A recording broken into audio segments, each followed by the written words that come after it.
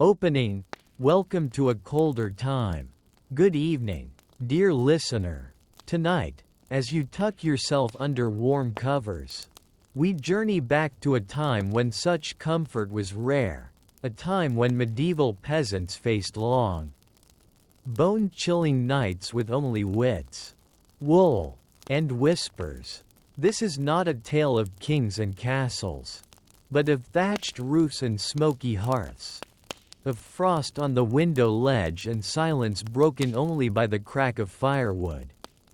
So close your eyes, breathe slowly, and let's drift into the past, to find out how they endured the coldest nights. Part 1: The Stone Cottage and its Drafts. The cold always came early in the village of Dunmere. Before the last leaves fell, peasants began to seal their humble stone cottages for the months ahead.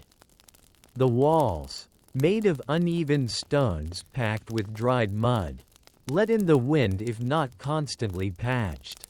Inside, the hearth stood central, a rough cavity of blackened stone that gave out both warmth and smoke in equal measure.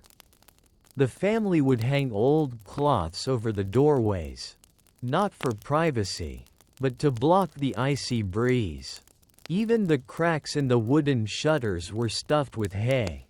They knew the wind by name, the sharp one from the hills that bit through tunics, and the low one from the marsh that made your knees ache. But the home, such as it was, became their shield, imperfect, but theirs. Part 2: Layers upon layers. The art of wool and linen. Wool was more than a material, it was a lifeline. As winter drew near, peasants began layering, not just one tunic, but sometimes 2 or even 3. The first layer was usually linen, soft and breathable, though not especially warm. Over it came the wool, coarse but insulating. Old clothes were never discarded, they were repurposed as underlayers, patched and refitted, even if the sleeves mismatched or the hems dragged. It didn't matter how it looked. What mattered was warmth. Mittens were rare luxuries. Most kept their hands tucked into sleeves or wrapped them in strips of cloth before doing chores. Children were bundled like sacks of grain, waddling in oversized hand-me-downs. The more layers, the better the odds of trapping precious body heat. Each piece added was a silent battle won against the creeping frost of the long, relentless nights. Part 3: Beds of straw. Sacks of sleep. There were no mattresses as we know them today. Instead, peasants slept on straw-stuffed sacks, called pallets, laid directly on wooden boards or the packed earth floor. Straw was plentiful after harvest and served as a decent insulator against the chill of the ground. The straw was changed only a few times each winter, as it aged. It grew musty, flattened, and sometimes hosted unwelcome guests like mice or fleas. Still, it was better than bare stone. To keep warm, families slept close, parents, children, even the occasional cousin or grandparent if space allowed. They lay together under coarse woolen blankets, patched and heavy, sometimes even using their cloaks as an extra cover. Sleep wasn't silent. The wind howled outside. The fire popped and hissed in the hearth. Children snored. A dog curled at their feet would occasionally stir, stretch, and resettle. Yet somehow, amidst the drafts and the cold, they rested, not deeply, perhaps, but enough to rise again at dawn. Part 4: Fires that never truly slept. In every peasant cottage, the hearth was the heart. As night fell, the family would gather close to the fire, not for conversation, but for warmth. The flames danced low and slow, fed carefully to last through the night. They didn't keep the fire blazing. Wood was precious, gathered during autumn or scavenged from nearby forests. Most homes had only enough to keep a small flame or glowing embers until dawn. Before sleep, the fire was banked, covered with ashes to smother the flames but preserve the heat. If done correctly, the embers would smolder all night, ready to be stirred into life again come morning. Children were taught early not to waste wood, not to play near the hearth, and how to find dry kindling even in damp weather. In the depth of winter, that knowledge could mean the difference between waking to warmth or to frost on your breath. The fire didn't sleep, not entirely. It waited, and so did they, bundled beside it, hoping the heat would hold until light returned. Part 5. Warm bellies. Simple stews. Food was warmth, not just comfort.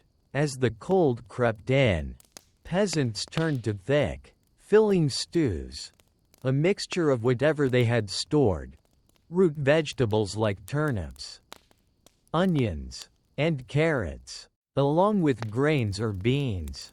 Sometimes, if they were lucky, there was a bit of salted meat or a bone for flavor. But more often, it was the vegetables that did the heavy lifting. The stew would simmer low over the fire, thickening slowly, sending up steam that warmed the air and the soul. They ate from shared bowls with wooden spoons. Bread, dark and dense, was torn and dipped into the hot mixture. Nothing was wasted. Every drop mattered. The warm food raised their body temperature, making sleep slightly easier in the bitter cold. A hot meal in the belly could delay the chill, if only for a while.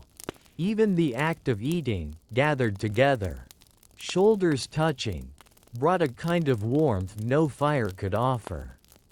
In silence or in soft murmurs, they ate slowly, savoring the heat, and when the bowls were empty, they would wrap their cloaks tighter and prepare for another long night.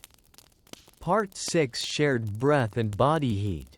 In the coldest months, warmth came from bodies, not just fires. Peasant families knew the value of closeness, not just emotional, but physical. Beds were shared by necessity. Children curled against their parents. Siblings slept side by side, feet touching.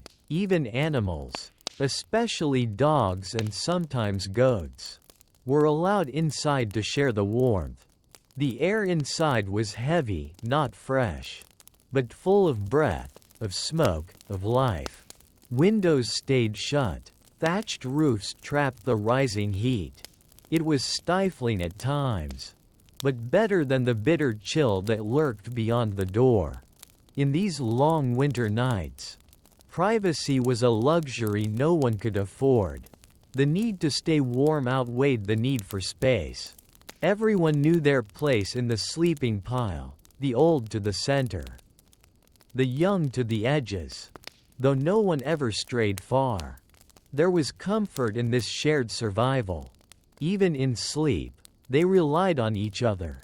The rhythm of breathing bodies, the soft shuffle of limbs in the dark, the occasional cough, all part of a nightly ritual that had little to do with dreams and everything to do with enduring. Part 7. The midnight check of the fire. Every night had a moment, just before the deepest sleep, or sometimes in the middle of it, when someone would rise to check the fire. It was a quiet duty, often done by the eldest or the one who had stirred naturally. They would pull on a cloak, step gingerly over sleeping bodies, and crouch beside the hearth to inspect the embers. If the fire was still glowing, they'd stir it gently with an iron poker, adding a pinch of dried moss or kindling, maybe a small log if they could spare it. If it had gone cold, which sometimes it did, they would grumble, blow softly, and rebuild it from the coals. hoping it hadn't died completely. The fire was more than heat. It was life, and they all knew it. A frozen morning meant aching joints, cracked lips, and children crying from the cold. A warm hearth meant a chance to sleep again without shivering. No words were spoken during this task. Only the faint crackle of flame, the soft rustle of cloth, and the steady breathing of those still asleep. Then, the figure would return to bed, their hands warm and their thoughts already fading back into dream. Part 8. Cloaks as blankets. Cloaks as doors. A peasant's cloak was more than clothing, it was everything. Made of thick wool, often passed down through generations. A cloak served by day to guard against wind and snow. And by night, it became an extra blanket, curtain, or even a pillow. Cloaks were hung across doorways to keep out drafts, or draped over sleeping children like a final layer of protection. Some cloaks were frayed at the edges, or patched in mismatched colors. But that didn't matter. What mattered was the weight, the feeling of something between your body and the cold. They were never folded or stored. A cloak lived with you, on your shoulders, at your feet, or beside the fire, drying slowly after a snowy chore. On the harshest nights, several cloaks might be layered across a bed like thatch on a roof. Heavy and coarse but wonderfully insulating. When wool was all you had, you made it count. And in the morning, when breath still steamed in the air, those same cloaks were pulled tight again, ready to face another day of wind, frost, and endurance. Part 9. Hay and the shoes. Ash in the bed. When warmth was scarce, creativity became survival. Peasants stuffed hay or straw into their shoes to insulate their feet, not elegant, but effective. The dry stalks trapped body heat and kept toes from going numb on stone floors or icy paths. Children sometimes used rags or wool scraps instead, bundled thick around their ankles and calves. They called it poor man's fleece, and in a way, it was. In the bed, warm ashes from the hearth were collected into small pots, wrapped in cloth, and tucked near the feet. It was a risky comfort, too hot, and it could scorch the bedding. But done carefully, it created a slow, fading warmth that helped people fall asleep before the cold crept in. Some even heated flat stones in the fire, wrapping them in layers of linen and placing them beneath the straw mattress. The heat would last only an hour or two, but that was enough to ease the shock of lying down. It wasn't luxury. It wasn't even comfort, really, but it was something, a small act of defiance against the long, frozen night. Part 10. The sounds of winter silence. The cold had its own sound. On the blackest winter nights, when snow fell thick and the wind held its breath, the village would settle into a silence so deep.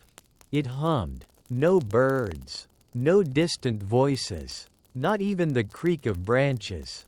Just the faint whisper of snowflakes landing on rooftops and the occasional sigh from within. Inside the cottage, sound became sharper, the slow snap of a log in the hearth, the rustle of someone turning in the straw bed, the drip of melting ice from a roof beam. Each noise felt louder against the backdrop of stillness. This quiet wasn't peaceful in the way we think of peace.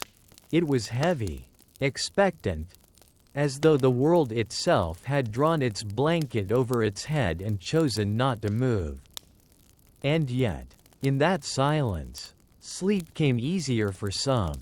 The absence of chaos, of chatter, of chores, created space for rest, for dreams. On those rare nights when the wind stayed away and the cold simply hung like a curtain over the world, peasants lay still, not quite warm, not quite cold, and drifted into the quiet with nothing to do but wait for dawn. Part 11. The cold room. The warmer corner. Not all corners of a peasant's home were equal. The cottage was usually one room, maybe two if the family was fortunate. But within that space, people knew where the warmth lingered and where the cold crept in. Near the hearth was best, of course. That's where elders and infants often slept, in the glow of the fire's memory. The walls, made of stone or timber, radiated cold long after the sun had gone, and so the outer edges of the room were avoided when possible. Corners were stuffed with sacks of grain, old tools, or firewood, not only to store them, but to block drafts that slipped in through poorly sealed seams. Sometimes, someone had to sleep near the door, especially if the room was crowded. They were given extra layers, sometimes even a dog to keep them company. The animals, too, helped shape the warmth map of the house.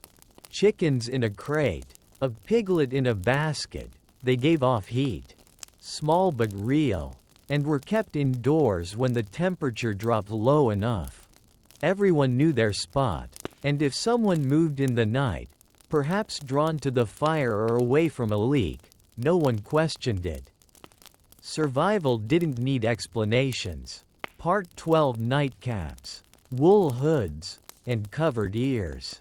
Heat escapes fastest from the head, something medieval peasants knew all too well. To keep precious warmth from slipping away, they wore nightcaps to bed. These weren't just for comfort or modesty, they were essential. Made of wool or thick linen, the caps clung to the head and sometimes tied beneath the chin, keeping ears covered through the long, drafty hours. Children wore hoods made from old tunics or sleeves. Anything that fit snug and wouldn't fall off in sleep. Babies were swaddled with special care, their tiny heads wrapped in multiple layers of cloth, soft but firm, in families who could spare it. Scraps of rabbit fur were sewn into caps or lined along the edge to trap even more heat. These were prized items, often passed down or made with care during the warmer months. Peasants didn't believe in wasting a single degree of warmth. They wrapped scarves around faces, tucked long hair under caps, and sometimes even slept with their heads under the blankets. A habit that made waking up feel like surfacing from a dream. A warm head meant a warmer body. And in those long winters, that small difference often meant a better night's sleep. Part 13. When the wind whistled through the walls. Even the best-built cottages had their weaknesses. No matter how tightly the stones were stacked or how thick the thatch above, winter wind had a way of finding its path. It crept through the smallest cracks, under doors, between roof beams, sharp as a needle and just as precise. Peasants knew the sound of a windy night before it arrived. The thatch would rustle in warning. The shutters would groan, and then came the whistle, high and hollow, slipping through the walls like an invisible thief. They prepared for this by hanging old cloths and skins over the walls, sometimes even fastening spare cloaks along the inside of the cottage to make a kind of patchwork insulation. It didn't stop the wind entirely, but it dulled its bite. In the harshest winters, they might rearrange their sleeping spots entirely, moving beds or pallets away from the outer edges and closer to the fire or center of the room. The wind was not their enemy exactly.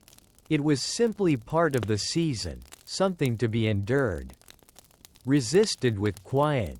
clever defiance. And when it howled, they didn't curse it, they listened, bundled tighter, and reminded themselves that spring would come. Eventually. Part 14. Soup before sleep. If there was any, a warm belly made the night more bearable. If there was enough left in the pot, and there often wasn't, someone would heat a thin soup before bed. It was rarely rich, more broth than substance, but it carried warmth to the core.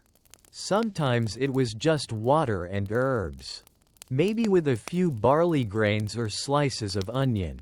On better nights, it held bits of carrot, leek, or even salted pork if a pig had been butchered recently. Children were given the first bowls, and the adults waited to see what remained. A few sips were enough to calm the stomach, soothe a sore throat, or warm cold hands cupped around the bowl.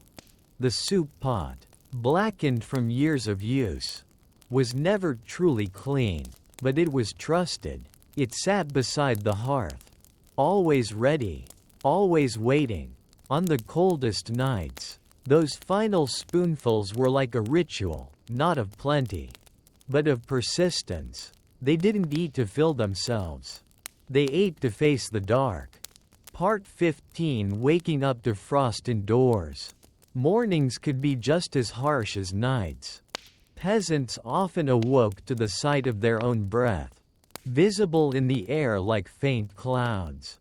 If the fire had gone out during the night, the cold inside the cottage matched the cold outside, sometimes worse. Because there was no sun to cut the chill yet, frost formed on the inside of wooden shutters. The water bucket, left too close to the door, might freeze at the surface. Even the wool blankets felt stiff in the early light, touched by a damp chill that crept in while they slept. Children grumbled as they were roused, rubbing red noses and stiff fingers. Adults moved slowly, their joints aching, their breath catching in the cold air. The first task was always the fire, coaxing it back to life from dying embers, or starting fresh with dry moss, bark, and twigs. No one spoke much. There wasn't the energy, just the shared goal: heat. Frost on the floor, frost on the walls, sometimes even a dusting of frost on their own hair. The night was done, but winter had not let go. Part 16. The daily chore that made nights possible. Every cold night began with the efforts of the day before. To survive winter, peasants had to plan and labor constantly, gathering fuel, patching roofs, feeding animals, and preserving what little food they had. But perhaps the most important task of all was collecting firewood. Wood was life, and it was never easy to find. Men, women, and sometimes older children would go out during daylight hours, even in the snow, to gather branches, chop fallen limbs, and carry heavy bundles back home. There were no forests teeming with easy logs, only what they could lawfully take or scavenge from common lands. Dry wood was treasured, green wood smoked and hissed. Damp wood was nearly useless, so they stored what they could under eaves, inside barns, or beside the hearth, hoping to keep it dry. Some families kept a careful stack near their bed, just in case they needed to feed the fire before dawn. Others slept knowing there would be none until morning. The cold night was always waiting, but so were they, preparing, working, gathering, one log at a time. Part 17. Prayers in the cold and the quiet. Even when their bodies were wrapped in cloaks and straw, medieval peasants wrapped their hopes in something else: prayer. As the last ember was coaxed, as children settled under layers, and as frost painted the shutters, A soft murmur would often rise from the dark, not loud, not formal, but sincere. They prayed for warmth, for safety, for spring to come sooner than expected. Some whispered traditional blessings. Others simply spoke from memory or instinct. A mother might press her palm to a child's chest and ask for a calm night. An elder might sit quietly and thank the fire for holding on another day. Religion was not grand in these cottages. It was simple, practical. A cross on the wall, a candle burned low, a phrase repeated out of rhythm but not out of meaning. Prayers were not guaranteed to change the night. The cold still came, and sleep was still thin. But in those moments, they offered a warmth that couldn't be stacked like firewood or sewn into a cloak. It was the warmth of not being entirely alone in the dark. Part 18. Night watches and half-sleep. Not everyone slept through the night. In some households, especially where the fire was small or the animals restless, someone always kept half an eye open. They weren't guards in the strict sense, just watchful, responsible souls who knew that things could go wrong while the world was dark. A sudden gust might rattle the shutters open. A spark from the hearth might catch on old straw. A newborn lamb in the corner might stir and need help. These small events didn't happen often, but they happened enough to make watchfulness a habit. So someone, often the father, sometimes the eldest child, would doze lightly, ears tuned to creaks, whimpers, or silence that stretched too long. They might shift a log in the fire, tighten a cloak around a sleeping child, or rise quietly to mend a dripping roof beam. This was not heroism, it was life, quiet, patient, uncelebrated. And when they finally allowed themselves full sleep, usually just before dawn, it came fast and heavy. Earned, not given. Part 19. When even dreams were cold. Sleep did not always bring comfort. On the longest, harshest nights, the cold crept into everything, even dreams. Peasants would drift off only to imagine snow falling through the roof, or their toes freezing despite layers. Some awoke shivering, unsure whether the chill had come from outside or within. Dreams were strange in the cold. They were slower, muted, as if wrapped in wool. Sometimes they were full of longing, for a summer day, for a warm oven, for sunlight through leaves. Other times, they were restless and murky, stitched with worry and the fatigue of weeks spent enduring. No one spoke much about their dreams. They were too personal, too odd, too distant from the practical needs of survival. But they lingered, images of warmth that vanished the moment eyes opened to a breathless, frozen room. Still, even a restless sleep was better than no sleep. And if they dreamt of warmth, of bread, of spring, then perhaps the mind, too, had its ways of surviving the night. Part 20. The morning thaw and the quiet triumph. Eventually, morning came. It always did, though not always quickly. A pale light crept across the floor, dull and gray through the shutters. The first breath felt just as cold as the last of the night. But it carried something new, movement.